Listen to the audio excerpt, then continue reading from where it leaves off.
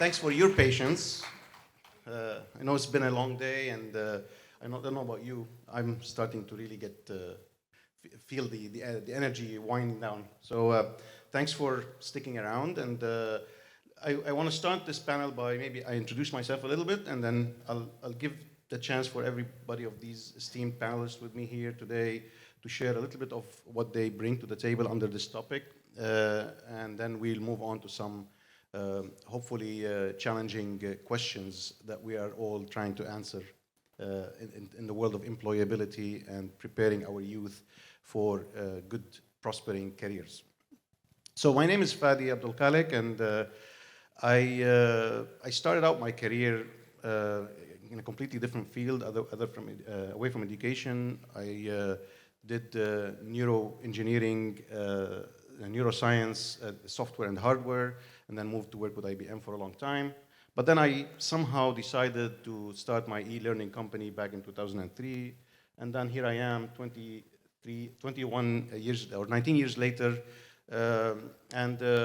My struggle with this subject has always been trying to find the 21st century role of education, especially as most of our youth are trying to find their ways into a prosperous career.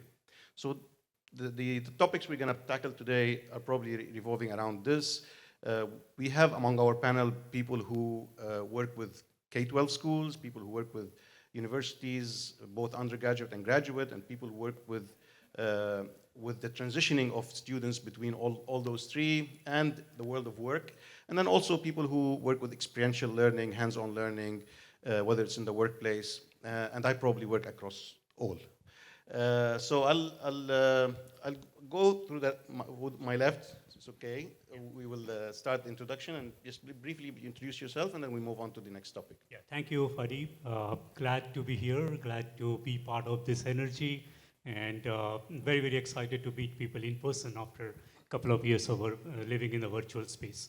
My name is Satyamoy Chatterjee. I bring in a couple of decades experience overall. Started as a corporate guy about 8 years back, did the transition from corporate to building something which is a learning experience platform. So we are a product company. We have a product called Leaps. It provides a skilling ecosystem for analytics and AI. So very, very excited again and look forward to the discussion. Thank you, Satya. Thank you, Fadi, for your introduction. My name is Zainab Rashid, and basically my field is information technology in education. So EdTech is my field. I'm the Director of Academic Strategy and the co-founder of Hertfordshire Graduate School. It's a UK-based company which offers online graduate courses. And I have 20 years of experience in higher education, administration as both academia. And my research interest includes how evolving technology is impacting the education today, as well as tomorrow, what will be the face of education. And this evolving technology includes DARQ. It's a very less known terminology, where D stands for distributed ledger, blockchain, A for artificial intelligence, R for augmented reality, and Q, which is coming in, which is the quantum computing. So what is the impact of this technology on the education is basically what my research is all about, and what are the challenges today the administration and running a university we are having to tackle between the industrial requirements as well as academic requirements. So I'm looking forward. I'm very excited about the topic and looking forward how I can contribute more to this information. Thank you. Thank you, my co-panelists, and hello, everyone. Good evening. Great to be here. And like everyone else said, so great to be in an education conference again, meeting people live and at least shaking hands and just seeing people in person. It's been great. I've been in education for 22 years now, stumbled upon it after 5 years of investment banking, which I really did enjoy. This has been a fantastic 22 years. I've seen it from being an entrepreneur, that side of things. I've been an investor, both at Kaizen Private Equity and Omidyar Network as a P and VC investor in education, and then now with a startup again. And so I've seen different angles of it, and this topic is really close to my heart. I think I've looked at it both as someone that's delivered education, but also someone that employs from the sector. So I would love to engage in this conversation, and I would actually love for everyone to participate as well, because I'm sure all of us are involved in some way in this. So really excited and looking forward. Thank you. Bismillahirrahmanirrahim. Assalamu alaikum wa rahmatullahi wa barakatuh. Good evening, everyone, ladies and gentlemen. It is my pleasure to be here today. I'm Fatima Khan from Prince Sultan University, Riyadh, Kingdom of Saudi Arabia. I've been in academia for the past 2 decades. I work as an associate director for Evaluation and Academic Accreditation Center. We oversee national and international accreditations for both institutional and program level. I'm an active researcher in the field of artificial intelligence and data science. I work in the IDA lab, which is the Artificial Intelligence and Data Analytics lab at Prince Sultan University. I'm also a certified data science practitioner. In addition, I also hold a fellowship from the Higher Education Academy in the UK.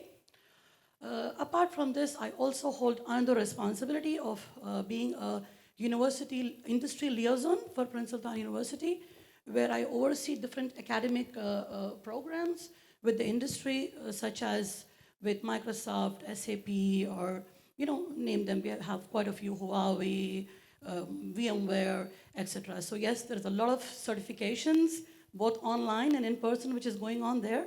So this topic is definitely very close to my heart, and look forward to speak on this with my esteemed panelists. Thank you. Hello, everybody. It's wonderful to be part of this amazing, crowd and expert educational professionals and my wonderful fellow panelists. I'm Srisha, and I'm from India. We run a group of K-12 schools back in India, and I would say that we are a progressive community, progressive school community, where we focus on providing really good quality education for K-12 children, and be up to date, help the children, be in the trend, and help them be a part of a progressive community. And I'm excited to be a part of this panel also because I had an experience working with a digital skills training institute, and now there are ways where we can bring it back to the school children as well. So I'm happy to share my perspective. Yeah. That's great. Well, also as Monica mentioned, I'm assuming that you're all panelists here with us. So if you feel very strongly about any question we discuss, please feel free to contribute. I think this will be as engaging as we can make it. So my first, since we started with the title of this, I'm going to pick on the word online. Maybe that's a good segue into our discussion this afternoon. Does it work? Is it real? What is it? Is it just a fluke? So maybe who would like to tackle this first? Is online really education? I see you were. All right. Okay, Fatima. Fadi, very good question. So we see we are now with this second anniversary of the global pandemic. Mm-hmm. Now, when we do this, and we are very grateful that we survived this and we're moving forward.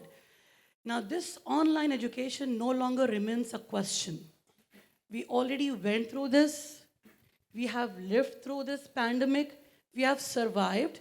We have engineers, doctors who have graduated in the past couple of years. So the credibility is definitely there.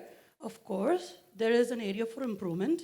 There's a lot the pandemics have pushed us to do, which probably we have never done in our lives. Like, for example, gymming online, right? Partying online. Never even imagined that before, right? So definitely, online education is here to stay. There is a transformation which has happened in the last 2 years. And yes, there is an area of improvement. I attended a couple of weddings online as well. Monica, you want to chime in? Yes, so while we're at Education 2.0, we're actually the fourth industrial revolution right now. Mm-hmm. And I don't think it's possible to ignore online. So I definitely think online is here to stay. I think it's all about us making an effort to see how engaging we can make it, such that learners stay engaged and learn, but kind of start measuring outcomes, which is important, but also possible only if industry participates, because it's only when skilled learners who have got online digital certifications go back to the workplace, and we know whether they're being able to use those skills to actually deliver in the workplace. So I think online is here to stay. It's all about measuring outcomes at this point. Interesting.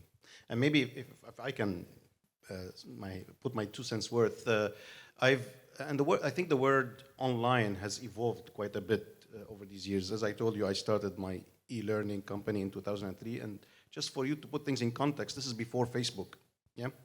And I wish I hired COVID as my salesperson at that time. It's because what this pandemic had done is really expedited the adoption of online as an option, which became a necessity overnight. But if you look at how it was, click next, online education in the early days, Jurassic part of the online era, and to what it is right now, with what kind of experiential platforms that are able to really bring the live face-to-face experience. And I would argue, with the technology that's available right now, with the approaches that are available to online education, it's actually, I would argue, it's even more impactful, more engaging than most of, if I wouldn't say all, traditional face-to-face education. So you want to add something to this, because I think Sure. this is a segue into experiential learning, I think. Yes, absolutely. So the online, the adoption of the online technology and variety of forms in which the human lives are being touched was always there. The pace was slow. Now, one of the few good things that pandemic brought into our life is one of those are online adoption.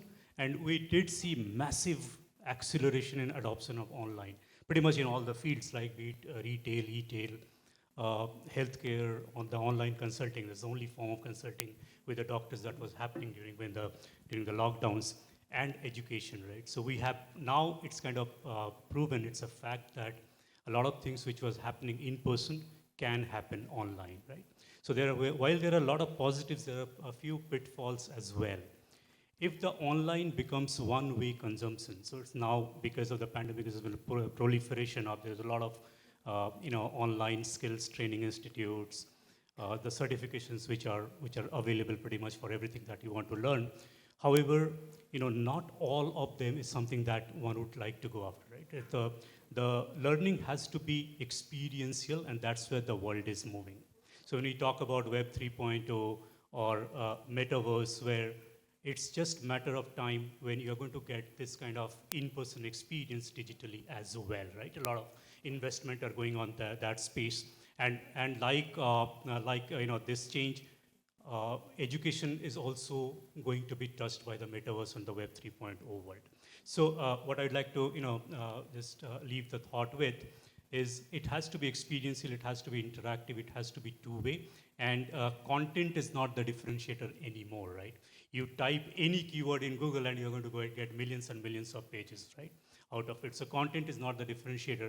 On how that content is getting disseminated, how it is being received, how the adoption is happening, that's going to be the differentiator. And that's where you're going to see a proliferation of experiential learning, interactive learning, where there's a high form of engagement and two ways. That is going to happen, and that's going to change the way the education is being perceived online today. Interesting. And you want to add something, Sesha? Sharing my view, looking at children in K-12 especially, I think online education has been transformational, has made it even more accessible now, and even for older students for that matter. And as much as it's accessible, it is in our hands to also make it more progressive, in a sense where they can be more accountable. And it's now become, we've gotten into self-paced online learning courses, and a lot of ways where, graduates, they get to actually do their learning at a time that they're, available. And at the same time, once they finish their certification, is it actually credible? How is the assessments done? How are the evaluations done? Are there expert educators, instructing them or evaluating them? And at the same time, by the end of it, how credible is that online certification? So both of them go hand in hand. Excellent. And we're going to talk a yes. little bit about Yes. evaluation, because there could be many ways how we evaluate competencies and the achievement of these competencies. And who's here was for Matt's very inspiring presentation earlier today about competency-based learning. And I think this is very linked to what we're talking about here. It's all about competencies. And Zainab, you're the one who hasn't spoken yet, so. I was just waiting for moving to the main topic, which is the professional certifications. However, regarding the online education, as you have said, Fadi, it is there in the market since 2003, 2005.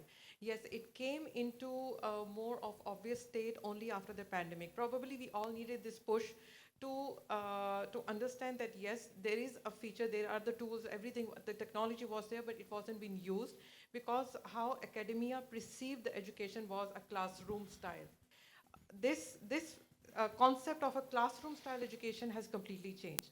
I won't recommend completely digitalized campus because we need hybrid education. Where now the future of education I'm seeing is moving forward is all the theoretical thing. And now again, theory, I do not say passive learning where the videos are only being played. Theoretical content is being placed online, while all the practical exercises should be given in the colleges. And this is where we don't need classrooms anymore. We need, you can say, innovation hubs. We need practical centers. We need labs where the students are coming to the campus only for practicing, while the theoretical stuff can be left for the online. And this is how I see the education is evolving. But I'm excited to talk about the topic of professional certification, how it's going to help us. So we flipped the classroom. Yes, we flipped the classroom.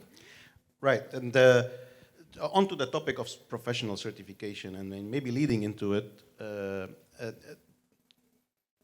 let's talk first about the employer view, and Monica, you probably can give us your insights into this.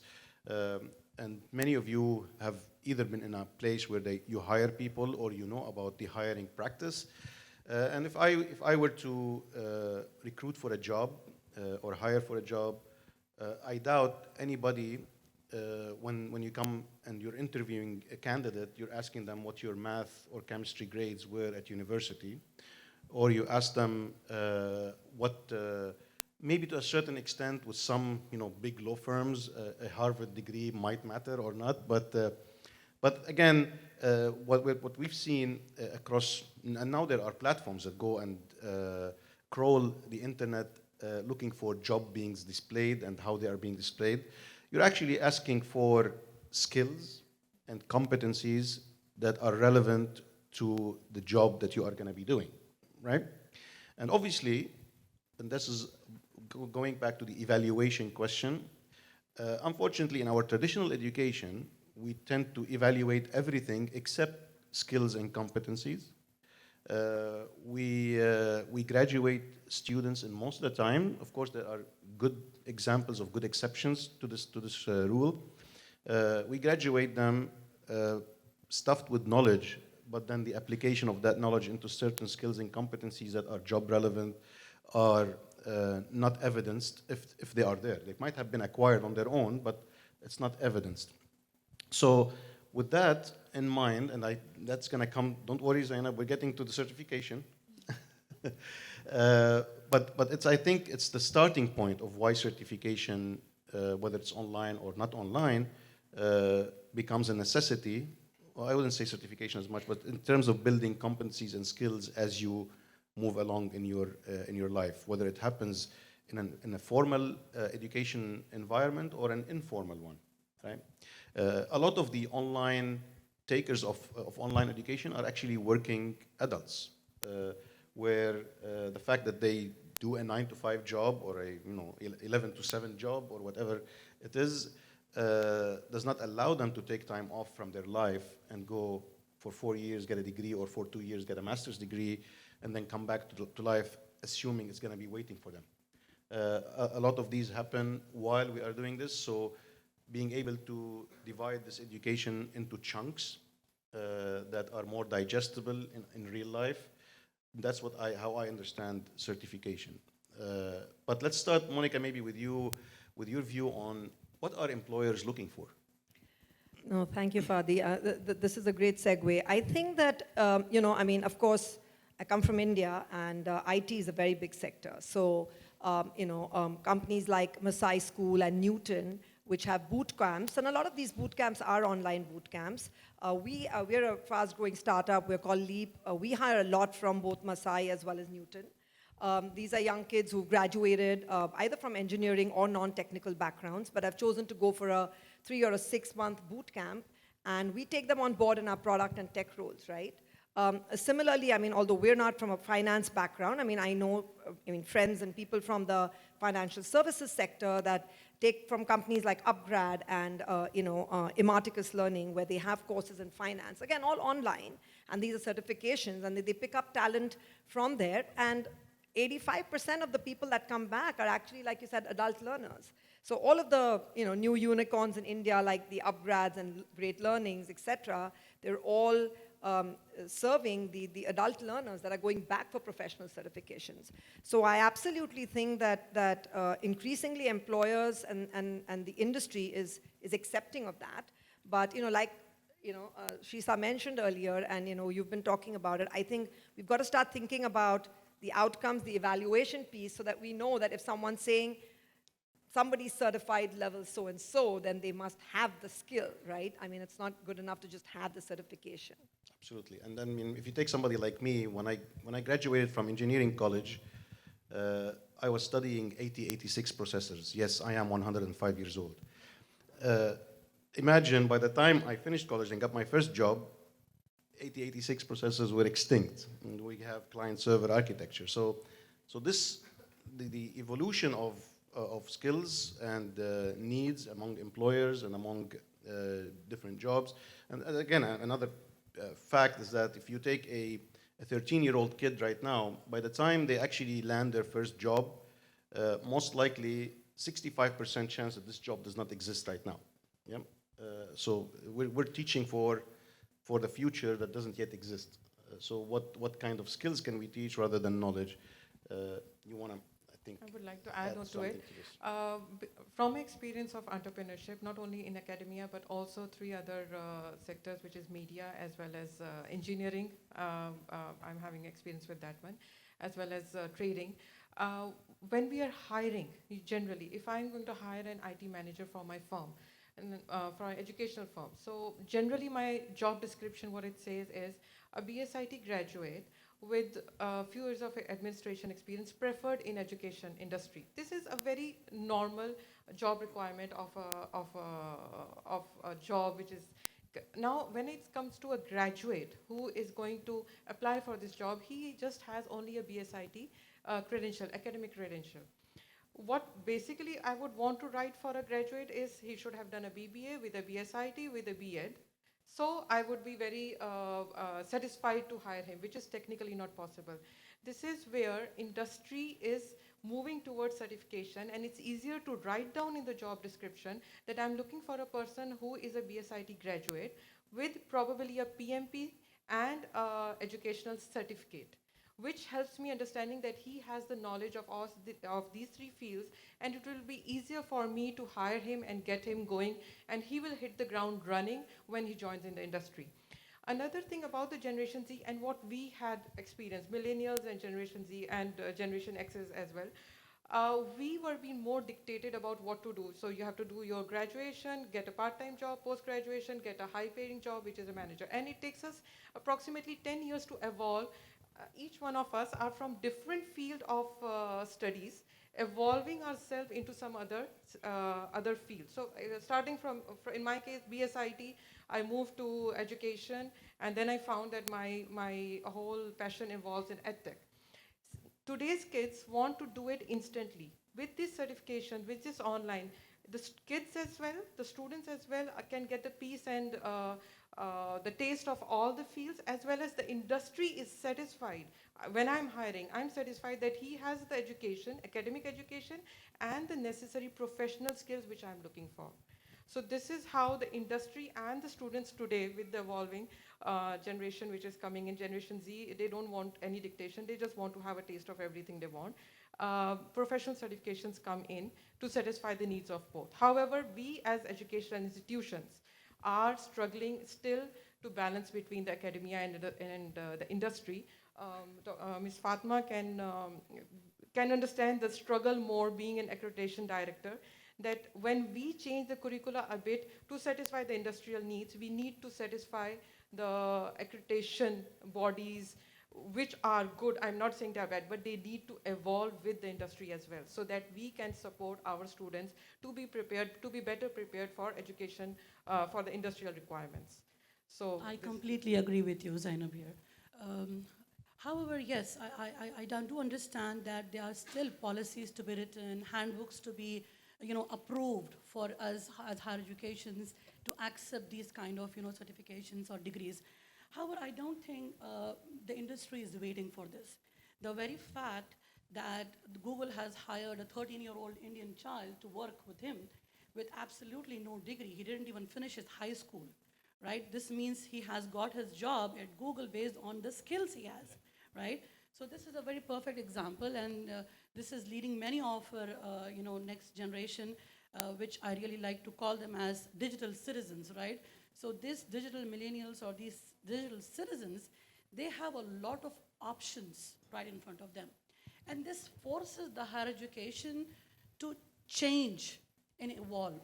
So what we are seeing nowadays with higher education institutions and with the United Nations Sustainable Development Goals, where they talk about not just skills, competencies, but they're really talking about dispositions. Yeah. That's really interesting. So you just don't want a doctor who should be able to do a surgery efficiently, but really knows how to talk to his patient in a manner so the patient is relaxed, right? So dispositions are very important, not just skills. So we as people in higher education need to look forward, to look at the needs of humanities for social good. Which probably brings us to a topic that is linked to this, is academic certification or academically recognized certification versus industry recognized certifications. And to your point, in many of the, especially, think of a student having a computer science degree. By the time they graduate, what is more valuable? That computer science degree, piece of paper they got from the university, or a Cisco certification or a Microsoft certification that they got along the way, hopefully, that would land them a job. So again, I'm interested in knowing, and maybe we can touch upon it from a K-12 perspective, because as you know, not a lot of the K-12 finishers continue in education. A lot of, especially in many places of the world, many developing countries in the world, they start working when they are 15 years old, 16 years old, right? So how can we start equipping as early as that our kids with those kinds of certifications? Can I add to that? Definitely. Let's address to you. Sorry, Yes. I was looking at you. Yes. So, I completely second what you said. And we have seen, interacting with children, teenagers, they are much more, they're advanced, like you said. They're all digital citizens, and their dire need and the thirst for learning more and being up to date with the skills. And there is a gap, definitely, once they graduate, and for the kind of jobs that are available right now, the tech jobs as well as different industries, a lot of different jobs that have a demand to have equipped, people to join. But then here at the school, I think it is really important to bring in an introduction at least to AI, for example, or bring in machine learning, Python. They are excited to learn and practice that right at a young age. And when they do that, they like to experience and practice right at this stage, and it is definitely beneficial for them. And like you said, they need a longer pathway as well, an experience to understand which pathway is going to be more suitable for them, which industry or which profession would be of interest to them, right? So it is important to bring in at an earlier stage and work in collaboration with the schools, probably, and for the children to also know. For us, it's very difficult to probably bring in a subject as fast as possible for the children, and make it accessible for them, because we don't know how many children would want to be part of an AI program, or how many would be interested in data science for that matter. So we need online programs, and educators who are, for example, if they're part of Google or big industries, we would like to have those educators come in and talk to the children and have these online programs where they're really accessible right now, and bring in the certifications as early as possible so that children have the access to them. Yeah. Well, I mean, I'm looking at the audience here. Anybody wants to say anything about all what we've discussed so far? Oh, yeah. Yeah? You want to start with questions? No, I'm just involving them as we go here. Huh? We'll follow up. He just likes to jump up and down. Yeah, I need to stay awake. Right, thank you very much. Yeah, my name is Thomas Sim. It's mine. I'm a Singaporean but based in Geneva, Switzerland. I work for an NGO, the likes of IATA. I'm sure you know IATA, International Air Transport Association. We are a sister of IATA, which is FIATA. So we represent globally about 155 countries, primarily as an advocacy body in transport logistics, supply chain, international trade. Yeah, and we sit as a consultative body in United Nations. So I thought this topic is really interesting that you've spoken. In my area of expertise and contribution is to control the education, learning development, as well as the standards for training transport professionals globally. And we help to set up schools, academies, train the trainer in dangerous goods, in pharmaceutical handling, e-commerce, and so forth in international trade, which is a large diversity of stakeholders. So when we talk about whether, learners, I would call them students, because the people that we develop the curricula and the training and enactment as well as experience curriculum is largely on the continuous learning or lifelong learning. That means not the pre-employment training type, the young students. We train adults from 25 to 75. Now, so we meet all kinds of professionals all over the world, different cultures. Now, one of the topics that we talk about, do they or the learners micro-credentialing, or whether, the online learning, which is exacerbated by the COVID pandemic, the global one, today, it becomes a reality. Now, so I would like to share the part is that, are there qualifications for this kind of online certifications recognized by the industry? This is exactly the caption which we are discussing. Now, a lot of times I like to share, a lot of times what we do is we get the industry to be involved. For example, in some countries like Germany, like Australia, Singapore, UK, and even South Africa, which we have done a lot of work for them, and many other countries, we involve the authority, the public sector, that some of them have like a national framework for competency-based training, which is exactly what our program is. And we make it in a very bite sizes, so that it's like micro-credentialing, and helping to train them in small bite sizes where we get them, and we are an industry body, we get the industry operators, employers, to create an artificial demand. So this artificial demand is very important, because if the employers accepts that kind of skills or knowledge or attributes, then it becomes valuable. So if you don't create that demand from the demand side, which are the employers, whatever you develop, what kind of curriculum, practice-based or non-practice-based, you will have a lot of problem. Yep. Then you get excess demand, because the schools and the academies will be just like factories producing products they think is workable and is in demand.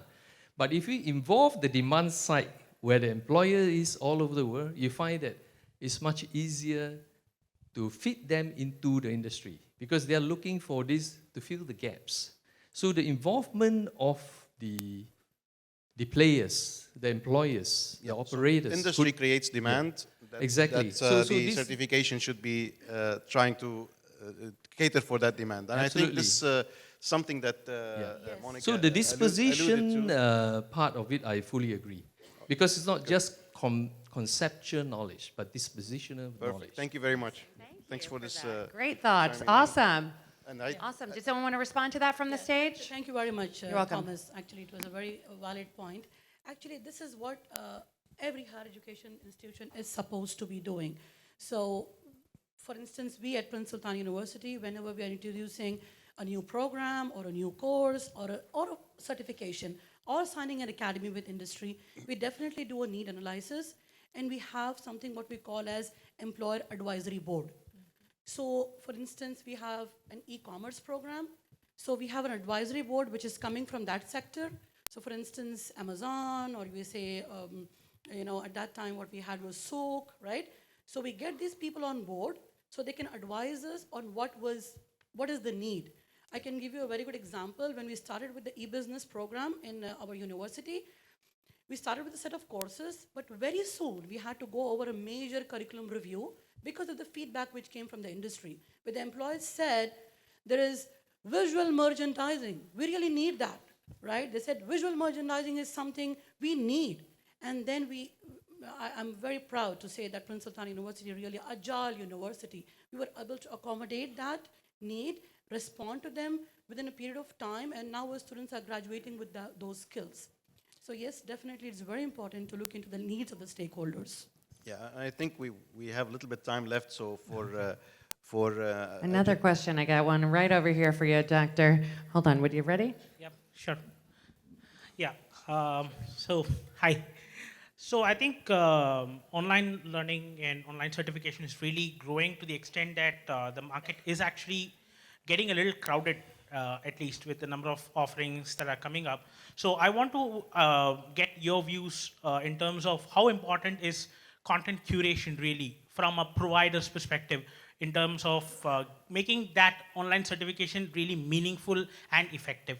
Yeah, no, I think Satya touched upon this earlier on about content not being king anymore because it's everywhere now. Unfortunately, it's not. The problem probably is that there's so much content. So finding the right content for the right type of knowledge, and then for the right type of applying that knowledge and the right type of competency is becoming a pain. So I know of many tools that use AI and machine learning to curate content across the various different formats. But definitely, yes, I think this is a point. But I think, Zainab, you had something to say, and then Satya, I'll leave the floor to you. Thank you, Fadi. Thank you for the question, and in fact, both the questions, I also agree with Ms. Mariam, Ms. Fatma, what she has said. At the moment, how we are addressing this gap or these questions from our academic side is that the content of our courses, of the academic courses which we are providing, are accredited by the accrediting bodies. In addition to that, they are endorsed by the professional bodies also. So the students who are graduating from a BBA program, this is the practice which is happening in Higher College of Technology in Dubai. It's a federal funded government university. What they are doing is that they, whatever the courses or a set of courses with prerequisites or co-requisites, a set of courses are endorsed by whichever the relevant professional body is. The students completing those courses within 3 or 4 years, whatever the time he's taking, is eligible to get the professional certification along with the academic. So my students who are graduating from Hertfordshire Graduate School as well, they are getting a credential, an academic credential, as well as a professional certification. Now, regarding the professional certification acceptance in industry, we are talking about those certified professional courses which are accepted at the international level by the Microsoft, by the Google, by Coursera, or they are accredited from the accredited bodies. These courses, be it in BBA or IT field or health science or education, these bodies are endorsing our programs, our academic programs, so that they are equivalent to the certified, to a certificated or a certified professional. So the students, at the end of the day, graduating from the university is having a graduation degree as well as time-limited professional certifications also. The professional certifications usually are expiring within 2 to 3 years because of the evolving industrial needs. And of So- course, there's badging. There's badging, industry- e-badging is there, industry and badging, so- micro-credentialing is also there. So yes, we are having all these practices in place so that we can address the gap and keep the accreditations also happy as well as the Have profession. to keep us happy. I know, I understand. So we are keeping the accrediting bodies happy as well as this is how we are tackling the needs of the professional bodies. And over here, I'm talking only about vocational education. When it comes to a regular education, that is more difficult to get to evolve or change. The vocational education, it's more easier to include and satisfy both the needs or both the industries or both the sectors. You wanted to say something, Sutton? No, I think I completely agree. And the keywords, right, that came out from the two gentlemen, curation of the content is definitely going to be very, very important. The demand side is going to be very, very important, right? At the end of the day, it will be self-adjusting. The economics of demand and supply will play a role. In fact, same time last year, Google came up with a very strong statement that, you know, if they are going to hire based on skill, right? And they are not going to get into the education credentials anymore of a few particular skill. And then Google actually did that. They hired based on skill. And also the example that was brought in that a 13-year-old was hired. So he didn't even have time to get through the formal education and was hired.